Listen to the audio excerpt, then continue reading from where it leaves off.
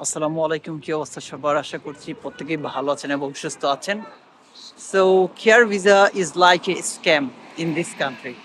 So আমি কথা বলছি ইংল্যান্ড থেকে। So most of the Bangladeshi brother and sisters আসছে কেয়ার ভিসায় এবং almost almost 85 to 95% care visas are scam, because তারা টাকার জন্য কেয়ার ভিসাটা বের করে সেল করে দিচ্ছে এবং বাংলাদেশের অনেক অনেক হাজার হাজার মানুষ সেই স্ক্যাম ভিসাগুলো কিনে এই দেশে আসছে প্রায় 30 লক্ষ টাকা খরচ করে।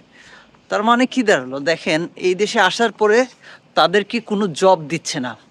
ওকে, জব দিচ্ছে না, তাহলে তারা কিভাবে কিভাবে এই 30 লক্ষ টাকা উঠাবে? অ্যান্ড দেন হচ্ছে ট্যাক্স পে করে আফটার 5 ইয়ার্স পর ইএলআর এ যাবে, আইএলআর এ যাবে, সরি,